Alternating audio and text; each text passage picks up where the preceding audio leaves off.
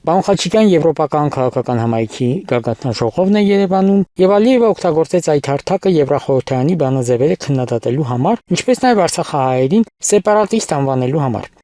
Ձեր տպավորությունն Ալիևի ելույթից եւ ինչու Նիկոլ Փաշինյանը չարձագանքեց դրան։ Նիկոլ Փաշինյանը չի կարող արձագանքել կամ հակաճառել իր տիրոջը։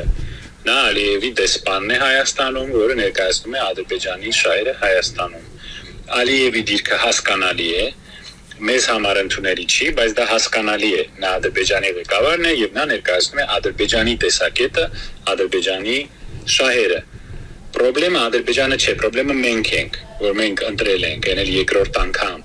մի անձին, որը պատրաստ չէր երկիր ղեկավարել եւ ներկայացնում է ոչ թե իր ժողովրդի շահերը, այլ հարևան պետության շահերը եւ ամեն հարցում գնում է զիջումների եւ զոհաբերում է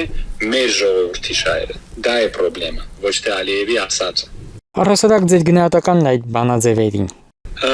Բանաձևերը լավ բան են, բայց բանաձևերը ոչինչի չբերեցին։ Եթե Եվրոխորհրդարանը ուզում էր ինչ-որ ռեալ ձևով օգնել արցախցիներին, նրանք կարող էին սանկցիաներ ընդունել Ադրբեջանի դեմ, Ադրբեջանից ձեռք չբերել նավթը եւ գազը, այն էլ իմանալով, որ դրա կեսը ռուսական է եւ ջանցում են սանկցիաները, բայց այն համարձակվում եվրոպացիները Ալիևին նկատողություն անել։ Դա գեղեցիկ ժեստեր են։ Հայերը շատ են սիրում բանաձևեր, որոնք ոչինչ չեն տալիս մեզ։ Եթե մեզ համար դա մեծ հաճույք է, խնդրեմ, թողերի բանաձև ընդունեն, բայց նրանք որևէ ձևով չկարողացան պաշտպանել ղարաբաղցիներին, կանգնեցնել նրանց դեպորտացիան, պաստորեն էթնիկ զտումը եւ չկարողացան, չուզեցան որևէ սանկցիաներ ընդունել Ադրբեջանի դեմ։ Իսկ բանաձևերը ես չգիտեմ դրանց օգուտ, եթե ինչ-որ սիմվոլիկ որոշումներ են ուզում, թող լինեն բանաձևերը, չի խանգարեն։ Ֆրանսիայի նախագահ Մակրոնն էլ հայտարարեց, որ 8 տարի առաջ նա չէր այցելի այստեղ, քանի որ Հայաստանի Հանրապետությունն ընկալվում էր որպես Ռուսաստանի արբանյակ։ Այդ ընկալումն իրական է, եւ ինչ առավելություն ենք մենք ստանում դրա բացակայությունից։ Ես նախ շատ ցավում եմ, որ այդպիսի երկիրը, որ իմ համար այնքան կարևոր է, բարի համար այդքան կարևոր է, ինչպիսին է Ֆրանսիան, արևմտյան քաղաքակրթության օրրաներից մեկը, այո, մի երկիր, որը հայտնի է ամբողջ աշխարհում իր սկզբունքներով, իր արժեքներով, իր պատմությամբ, շատ ցավալի է, որ այսպիսի երկիր ներկայացված է մեր մոտ այսպիսի անձով, որը ի դեպ ունի պատմական ցածր ռեյտինգ, ամենացածր ռեյտինգը վերջի տասնամյակների պատմության մեջ։ Նա ունի 11% ռեյտինգ։ Այս սրանից էլ ավելի ցածր։ Հոլանդի հետ նա սահմանել է ամենացածր ռեյտինգի ռեկորդ։ Բայց նա ճիշտ է ասում, որովհետև իր գիտակցության մեջ գոյություն ունի մենակ Ռուսաստանը եւ իրենց թշնամությունը Ռուսաստանի դեմ։ Հայ ժողովուրդը իր համար կարևորություն չունի, Հայաստանը իր համար որևէ կարևորություն չունի։ Եթե ունենար, նա 20 թվականին կգար Հայաստան, երբ որ մեր վրա հարձակվել էր Թուրքիան, Ադրբեջանը, սիրիական ահաբեկիչները եւ Իսրայելի զենքով զինված այդ բանակը 4 երկիր հարձակվել էին փոքրիկ Ղարաբաղի վրա եւ նա 20 թվականին անհրաժեշտ չհամարեց գալ Հայաստան։ Իր համար կարևորը ռուսներին հանելն է այստեղից։ Նա 22 թվականին տվեց ինտերվյուն հոկտեմբերում, երբ որ նա բացատրեց, թե ինչպես բերեց սրան։ Ահա որպեսի նա հանձնի Ղարաբաղը։ Նա չեկավ ոչ 22 թվականին, երբ հարձակում եղավ Ջերմուկի վրա, ոչ 23 թվականին, երբ եղավ էթնիկ զտումը, որտեղ իր համար դա կարևոր չէր։ Իր համար կարևոր է Հայաստանը դարձնել հակառուսական պոլիգոն։ Մի բան, որը չի անում ոչ Վրաստանը, ոչ Թուրքիան, ոչ Ադրբեջանը, ոչ արաբական երկրները, ոչ Ինդիան, ոչ Հնդկաստանը, ոչ Չինաստանը, որևէ այսպիսի երկիր, որ քիչ թե շատ չեզոք է մնում, չի ցանկանում դառնալ հակառուսական պատերազմի պլացդարմ, բայց իր համար դա միակ նշանակությունն է, որը ունի իր համար Հայաստանը։ Նա փաստորեն Ղարաբաղը հանձնել տվեց եւ ռուսներին հանել տվեց Ղարաբաղից որպես վրեժ, Պուտինի դեմ վրեժ լուծեց, քանի որ Պուտինը նրան Աֆրիկայից վռնդեց, Աֆրիկան իր նախկին գաղութներից Սահելում ֆրանսիացիներին դուրս հանեցին եւ նա վրեժ խնդրություն տեսավ Պուտինի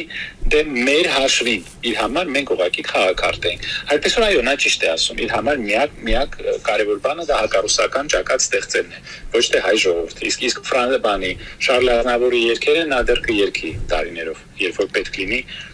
մեզ սիրաշահել։ Բայց Ռուսաստանը կարծես չխոչընդոտեց դրան։ Ռուսաստանի քաղաքականությունը շատ անհասկանալի էր, շատ պասիվ էր։ Ռուսաստանում կան մի քանի ճամբարներ, Ռուսաստանում կա պրոթուրքական պրոադրբեջանական լոբի, մենք լինելով ինչպես միշտ միամիտ, անպատրաստ, չունենալով վերնախավ, կառավարվելով այս օլիգարխային կլաններով, մենք չկարողացանք անգամ օգտագործել հայկական սփյուռքի պոտենցիալը Մոսկվայում։ Մենք ունենք 2 միլիոն հայ, որոնք ապրում են Ռուսաստանում, եւ մենք անգամ Մոսկվայում պարտվեցինք, որտեղ Ադրբեջանի ազդեցությունը տասնյակ անգամ ավելի ուժեղ է, քան Հայաստանի։ Եվ Ռուսաստանը պահեց իրեն շատ անհասկանալի ձևով, հիմա զղջում է դրա մասին, բայց արդեն ուշ է։ Անգամ եթե մեր սեփական այս խումբը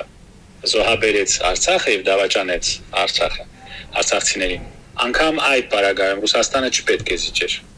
եւ չպետք է թույլ տար, որ ոչնչացվեր Ղարաբաղը։ Իսկ հիմա տեսնում եք, թե ինչ է կատարվում Հարավային Կովկասում։ Բայց մենք այնքան անգամ ենք սրա մասին խոսել, որ այլևս խոսելը անիմաստ է։ Ռուսաստանում հիմա հասկանում են, թե ինչ սխալ են գործել, բայց արդեն ուշ է։ Այս խաղը մենք դաշնակիցներ ենք, հիանալի հարաբերություններ ունենք, մենք դաշնակից չենք, հիանալի հարաբերություններ չունենք, սա ինչ-որ շիզոֆրենիայի արտացոլում է, ինչ-որ հիվանդություն է, սա բիպոլար հիվանդություն է։ Եվ Հայաստանը եւ Ռուսաստանը պետք է որոշեն ի վերջո նրանք ինչպես են ուզում լինել դաշնակից թե չլինել։ Եթե մեր հանրությունը, մեր հանրության մի մասը կարծում է, որ Ռուսաստանի հետ խզելով կապերը, տապալելով մեր տնտեսությունը, փակելով ատոմակայանը, զրկվելով 100,000-ավոր մարդկանց համար աշխատանքի իրավունքից Ռուսաստանում, մնալով անպաշտպան մեր ռեգիոնում, եթե մենք այդպես ուզում ենք, այդպես էլ արեք։ Եվ ուզում եմ, որ դա լինի, եւ այս շոուից հետո վերջապես կպարզվի, չէ՞, մենք մեր ռեֆերենդումը Եվրոպա դառնալու նպատակով ինչ հետևանք ունեցավ, մենք իրապես կդառնանք Եվրոպայի անդամ, երբ 50 տարի հետո, 150 տարի հետո, երբ մենք կապրենք Գլենդեյլում, երբ ենք դառնալու Եվրոպայի անդամ։ Այդ հարցն էլ կլուծվի։ Եթե գիտեք, արդեն այս լուրջ չէ, այս բառեր փոխանակելը այլևս լուրջ չէ։ Պետք է նայել գործողություններին։ Կամ Հայաստանը դառնում է եվրոպական, ասենք, ինչ որ կազմակերպության մաս Եվրոպան տրամադրում է ինչ որ երաշխիքներ, որ նրանք երբևիցե չեն անի, կամ մենք մնում ենք անպաշտպան երկու դաշինքների մեջտեղը եւ մեր հարցերը լուծում է Ադրբեջանը եւ Թուրքիան, կամ մենք ինչ որ ձևով վերականգնում ենք մեր հարաբերությունները Ռուսաստանի հետ։ Թող որոշեն ինչ են ուզում ու անեն։ Անհնար է այլևս ամեն օր տեսնել, թե ամեն ժամ 10 անգամ ինչպես է փոխում իրենց բառերը, իրենց քաղաքականությունը, Մոսկվայում մի բան են ասում, Բրյուսելում ուրիշ բան են ասում, Երևանում ուրիշ բան են ասում, սա այլևս անհնար է։